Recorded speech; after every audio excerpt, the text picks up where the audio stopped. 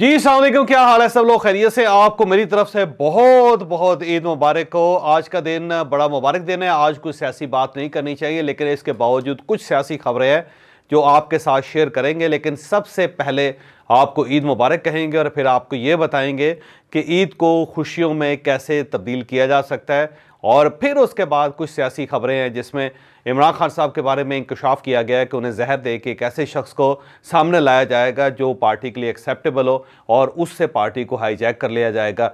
ये दावा किसने किया है ये हम आपको आज के वीलॉग में बताएंगे। और ये दावा कल रात किया गया था कि पार्टी के बहुत सारे लीडर्स और कुछ वर्कर्स अपनी ईद की नमाज अडयाला जेल के सामने पढ़ेंगे, लेकिन अभी तक वो वर्कर्स वहाँ नहीं पहुँच सके। क्यों नहीं पहुँच सके ये भी हम आपको आज के व्लॉग में बताएंगे। और इमरान खान साहब का जो इद्दत में निकाह का जो केस था उसके खिलाफ एक अपील थी और वो अपील कल तक उसके ऊपर बहस होती रही, लेकिन कोई नतीजा नहीं निकल सका। क्यों नहीं निकला ये भी हम आपको आज के व्लॉग में बताएंगे।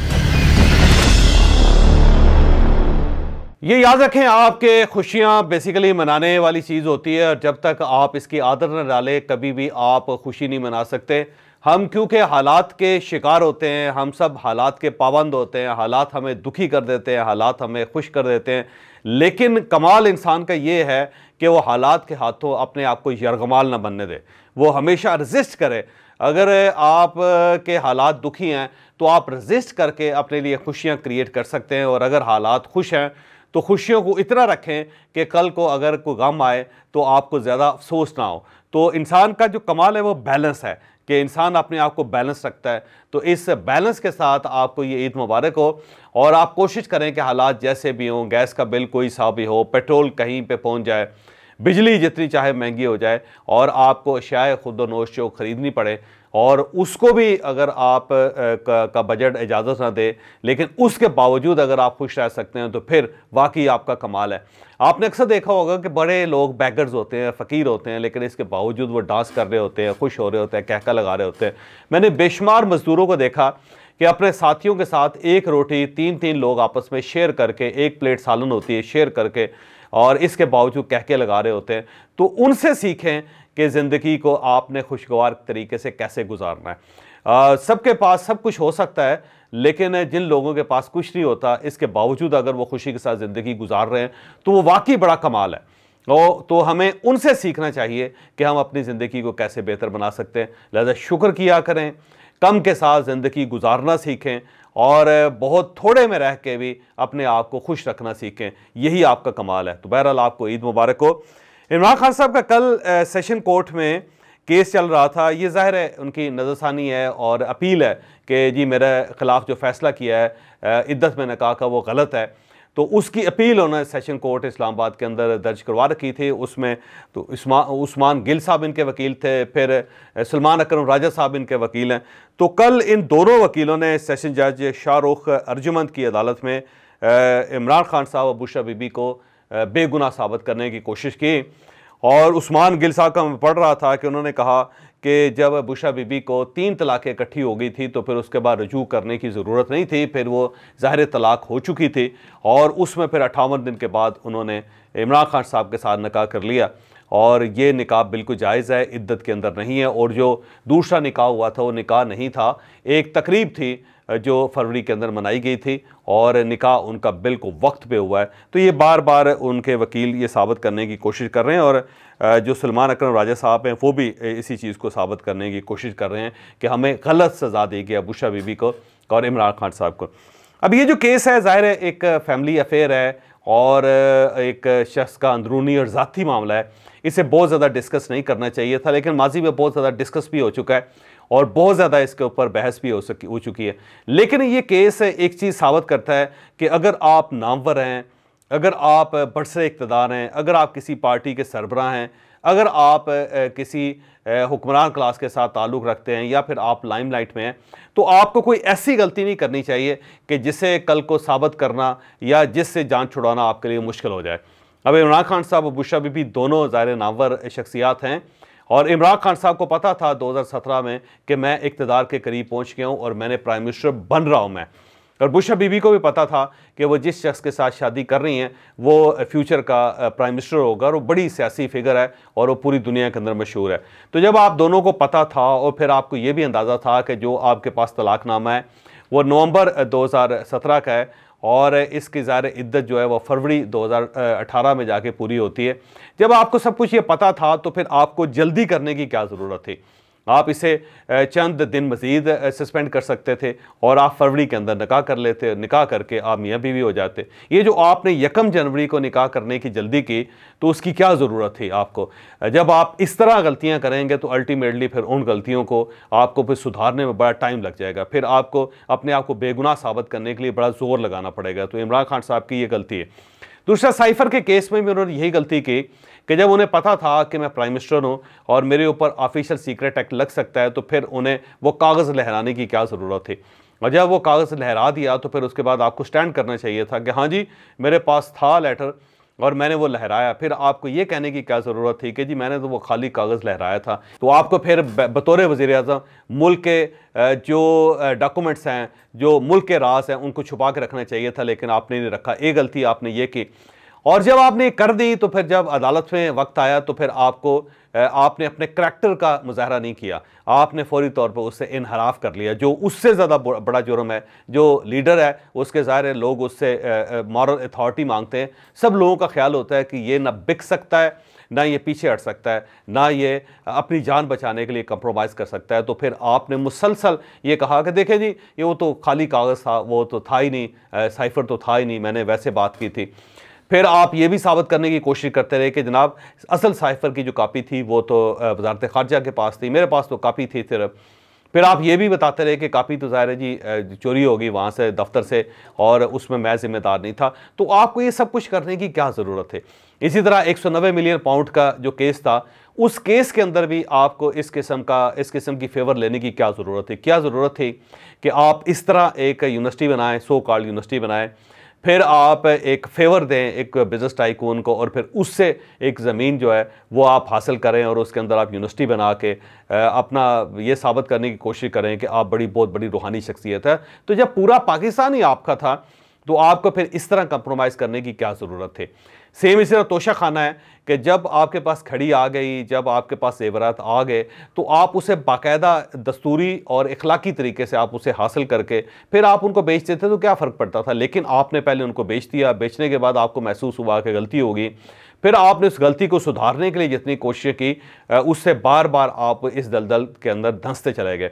तो अगर देखा जाए तो इमरान खान साहब गलती के ऊपर गलती करते चले गए जिसका उन्हें नुकसान हुआ है। तो आज से ये एक सबक मिलता है कि जब आप नामवर हो जाएं, आप बरसरे इक़्तिदार से शख्सियात में शामिल हो जाएं, आपका एक नाम हो जाए, आप किसी पॉलिटिकल पार्टी के सरबराह हो जाएं, तो फिर आपको इस किस्म की छोटी गलतियां नहीं करनी चाहिए कि जिन्हें सुधारने के लिए आपको बड़ा ज़ोर लगाना पड़े। तो इससे ये सबक मिलता है। बहरहाल इमरान खान साहब के साथ ज़्यादती हुई है क्योंकि ज़ाहिर बड़े लीडर हैं, इन छोटे छोटे केसेस में उनको नहीं उलझाना चाहिए था, लेकिन गलतियाँ बहरहाल इमरान खान साहब की हैं। आज मैं इमरान खान साहब को इसके बावजूद ईद मुबारक कहता हूँ और मैं ये समझता हूँ कि ईद के दिन इनकी बुशरा बीबी से मुलाकात भी होनी चाहिए, इनकी बहनों से मुलाकातें भी होनी चाहिए और उसके साथ साथ इन्हें ईद पढ़ने का मौका भी देना चाहिए, जो ज़ाहिर जेल सुप्रीडेंट का कहना है कि हमने दिया है और इमरान खान साहब ने ईद पढ़ी है। अब ये पता नहीं, अल्लाह बेहतर जानता है कि पढ़ी है नहीं पढ़ी, और थोड़ी देर बाद ज़ाहिर ज़्यादा डिटेल हमारे सामने आ जाएंगी। कल शानदाना गुलजार साहबा का एक क्लिप बड़ा वायरल हुआ और उसमें दो चीज़ें उन्होंने कहीं। एक तो उन्होंने ये कहा कि मियाँ वाली के अंदर इमरान खान साहब की बहनों ने कुछ पैसे इकट्ठे करने शुरू किए हैं और अब उन्होंने वहाँ से एक तहरीक का आगाज़ कर दिया है जो जेल के अंदर लोग महबूस हैं उन सब के लिए, और अब उन्होंने कुछ लोगों को, कुछ फैमिलीज़ को उन्होंने कुछ दिया भी है। लेकिन सवाल ये है कि ये काम सिर्फ उनकी बहनें क्यों कर रही हैं?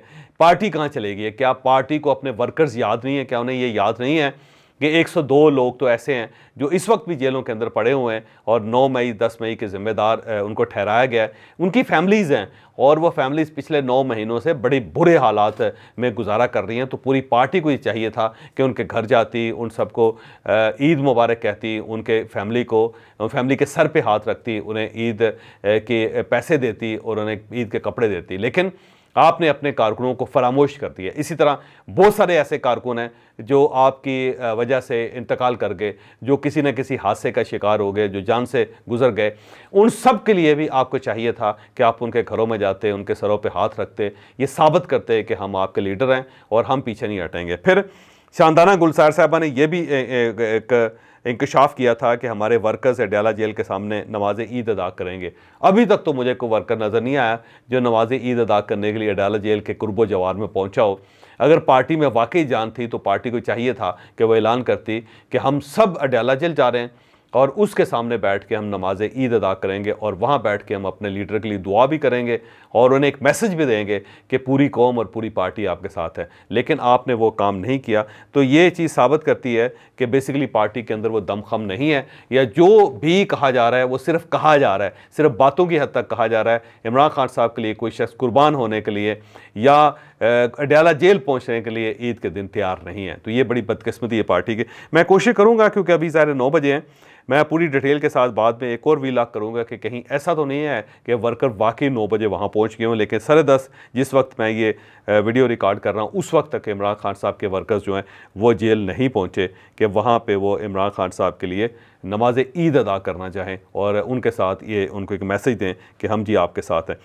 कल शहबाज गिल साहब ने एक इंकशाफ किया और ये याद रखें कि शहबाज गिल साहब इस वक्त अमेरिका में बैठे हुए हैं और वहाँ बैठ के वो पंजाबी में वीलॉग्स कर रहे हैं और साथ साथ वो उर्दू में ट्वीट्स कर रहे हैं और पूरी कौम का ज़मीर को जगाने की कोशिश कर रहे हैं। और उन्होंने कल इंकशाफ किया कि जनाब इस वक्त का प्लान ये है कि इमरान खान को किसी भी तरह से ख़त्म कर दिया जाए, हादसा बनाकर आहिस्ता आहिस्ता जहर देकर PTI के अंदर से किसी को PTI का वारिस बनाकर पेश किया जाने का प्लान है।